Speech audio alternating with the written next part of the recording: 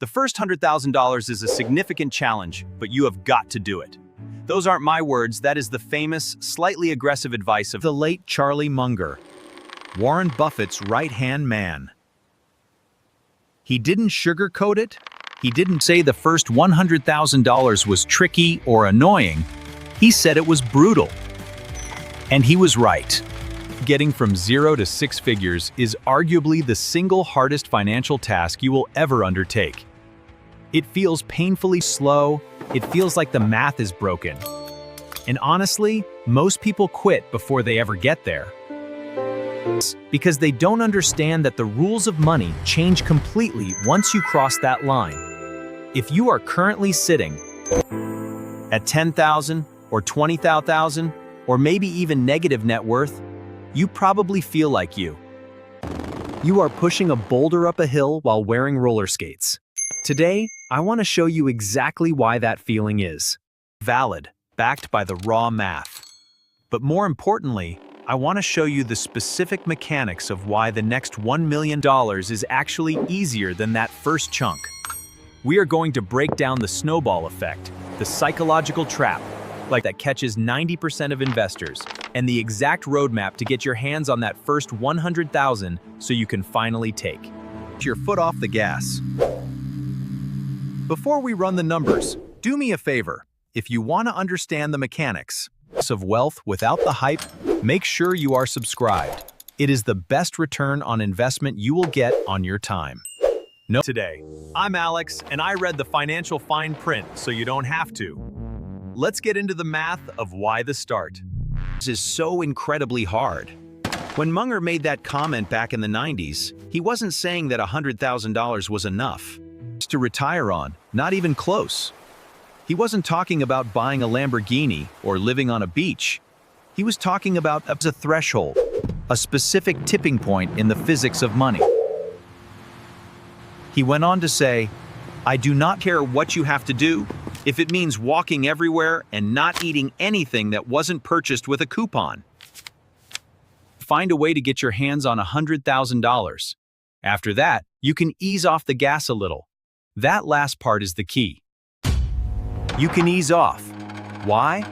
Because before that number, you are the engine. After that number, your money starts becoming the engine. Let's look at why the 0 to 100,000 journey feels so slow. It comes down to a simple reality. When your portfolio is tiny, your contributions dominate the growth, not the market returns. Compounding is technically working, but it is invisible. Let's say you have $3,000 invested. A 10% return, which is a great year, gives you $300. That is nice, I guess. It pays for a few grocery runs, but it doesn't change your life. It doesn't make you feel wealthy. You could save that same $300 just by skipping a few dinners. Only, at this stage, every extra dollar you save physically matters more than squeezing an extra 1 or 2% out of the stock market. Bankrate ran a scenario that perfectly illustrates this pain. Imagine you invest $6,000 a year, that is $500 a month. And let's assume a solid 7% annual return. At the end of year 5, you have contributed $30,000 of your own cash. Your portfolio balance sits at roughly $34,500. Do the math on that. Only about $4,500 of that total. This is growth. 85% of the money sitting there came from your own sweat, your own paycheck, and your own discipline. You have been grinding for 5 years, and the market has barely bought you a used car. This is the danger zone. This is where people look at their accounts and say, "This isn't working." They see 5 years of sacrifice and barely any passive income to show for it. But they are missing the forest for the trees. Here is the thing that usually causes people to fail right here. It isn't the math. It's the realization that you could have spent that money and had way more fun. You look at that $4,000 of profit after barely 5 years and think, I could have just bought a nicer car or get on vacation, and my life would be exactly the same. It is exponential, and if you miss the next 3 years, you lose decades of freedom. So, what changes at $100,000? The market doesn't change, the stocks are the same, but the math flips. Once you have $100,000 invested, a 7% return is $7,000 in a single year. Now pause and think about that. $7,000. For many people, that is more than they can physically save in a year. Suddenly, your portfolio is contributing as much to your net worth as you are. You have effectively hired a second worker who shows up every day, doesn't complain, doesn't drink your coffee, and adds $7 grand to your pile without you lifting a finger. Let's go back to that bank rate example. You are still putting in your $6,000 a year. After 20 years, you have put in a total of $120,000 of your own cash. But your account balance? It's around $245,000. Over $125,000 of that is pure growth. The crossover point happens somewhere between $100,000 and $200,000. That is the moment where the money your money makes exceeds the money you make. This is the Snowball Munger was. He described compound growth as rolling a snowball down a long hill. You have to push it really hard at the top to get it moving. That is the first $100,000.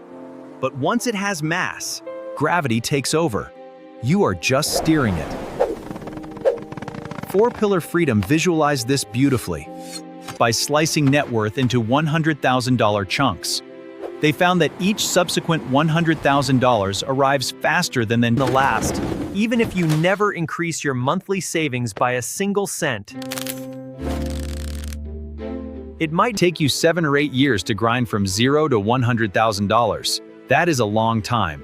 But going from $100,000 to $200,000, that might only take 5 years. Then going from $200,000 to $300,000 might take 3 years.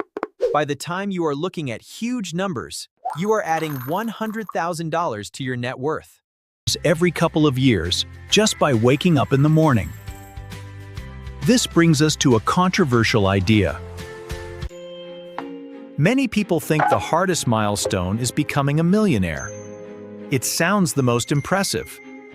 But mathematically, the gap between $0 and $100,000 is infinitely harder than the gap between $100,000 and $1 million. To get to your first 6 figures, you have to multiply your starting wealth, which is by a factor of 100 if you start with $1,000. To get from 6 figures to $1 million, you only need a 10x return. The heavy lifting is already done. But there is a hidden enemy that makes the first phase even worse than the math suggests. There is a psychological layer on top of the math that makes this first phase a meat grinder. When you are starting out, you are battling on 2 fronts: external barriers and internal barriers. Externally, this is usually when your income is lowest. You might be early in your career dealing with student loans or facing high rent relative to your salary. When every dollar counts, saving a few hundred a month feels like a punishment. You are actively lowering your quality of life today for a future that feels fake. Meanwhile, your portfolio isn't big enough to give you any dopamine hits. You check your account and it's flat. It feels pointless. Internally, you haven't built the identity of an investor yet. It is easy to tell yourself a story. I am not good with money. This is too slow. I will worry about this when I make more money. Bankrate calls these the psychological obstacles, keeping you from your first $100,000. You have to push through a 5-7 year phase where discipline matters, far more than returns. But here is the good news. By the time you hit $100,000, you are a different person. You have built the calluses. You have seen the math work. You have probably survived a market dip or 2 without panic selling. You aren't just richer. You are harder to kill. Recent financial writers have started calling the $100,000 mark the wealth acceleration point. It is the specific level Source of capital that flips your growth mix from mostly savings to mostly compounding. One article I read recently put it bluntly. The first $100,000 you save isn't just a milestone. It is the point that 90% of people never reach. If you can get there, you have effectively filtered yourself out of the majority of the population who live paycheck to paycheck. You have crossed the chasm. The wind is finally at your back. Okay, so we know the math sucks at the start, sir, and we know the psychology is brutal. So how do you actually do it? How do you haul ass, as Munger suggested, without making your life miserable? There is a very specific playbook for this, and it involves ignoring almost all the advice. You hear about picking stocks or timing the market. In this phase, optimization is the enemy. Here is the brute force strategy. Step 1 is accepting that this phase is savings-driven, not return-driven. 4-Pillar Freedom ran the numbers and showed that in the first 7 years, your investment return, whether it is 5% or 10%, barely changes how long it takes to hit $100,000. The only variable that matters is how much cash you shove into the machine. This means you can stop stressing about finding the perfect ETF or the next crypto moonshot. That is a distraction. Your job right now is boring. It is the brutal basics: a high savings rate, avoiding dumb consumer debt, and maximizing your income. You cannot outinvest a low savings rate when you have a small balance. Step 2 is treating this like a non-negotiable mission. Remember Munger's line about walking everywhere and using coupons? He didn't mean you should literally starve. He meant you need to. Be temporarily extreme. You have to be willing to live below your means for a concentrated period of time to get the snowball is rolling. This season of sacrifice won't last forever. That is the key mental switch. You aren't signing up for a lifetime of misery. You are signing up for a 3 to 5 year sprint to build a foundation that will serve you for the next 50 years. If you can lock in a 40 or 50% savings rate while you are only when you're young or before lifestyle creep sets in, you can cut that 7-year slog down to 3 or 4 years. The hardest part of going from $0 to $100,000 is that your income is usually at its lowest point, so you have to pull every lever available. People who hit this number fast usually do 3 things. 1, they aggressively increase income, and through job hopping or side hustles. 2, they keep their lifestyle fixed even when they get a raise. They don't move into the luxury apartment the second they get a promotion. And 3, they dump every single windfall, tax refunds, bonuses, birthday money, straight into the market.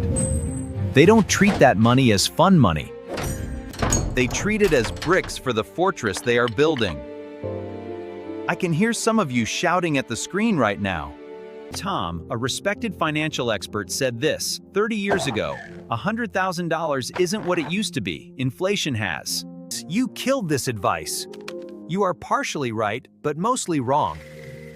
The specific number has changed. Adjusted for inflation, Munger's $100,000 is probably closer to $200,000 or $250,000 today. But the principle is timeless. The physics haven't changed. Whether your number is $100,000, $200,000, $250,000, or $50,000, the shape of the curve is the same. The first meaningful chunk of capital is always the hardest because it relies entirely on you. You can pick your own hard number based on your cost of living. Maybe for you, the snowball starts rolling at $50,000. The point isn't the digit on the screen. The point is reaching the velocity where your money starts working harder than you do. Do not let inflation be an excuse to not start. If the finish line moved further away, that is just more reason to start running today. To wrap this up, I want to give you a simple mental model to carry with you. Think of your wealth journey in 3 distinct phases. Phase 1 is the muscle phase. This is $0 to $100,000. The reality here is that returns don't matter much. Your job is to build the muscles of budgeting, saying no to consumerism, and increasing your income. Your mindset should be, this feels unfairly hard, and that is normal. Phase 2 is the snowball phase. This is $100,000 to $500,000. Here, compounding becomes visible. Your job is to stay invested and not break the machine you built. Phase 3 is the acceleration phase, $500,000 and up. Here, your portfolio moves by tens of thousands of dollars on a random Tuesday. And now hides HI. This is where you have earned the right to rebalance your life versus your money.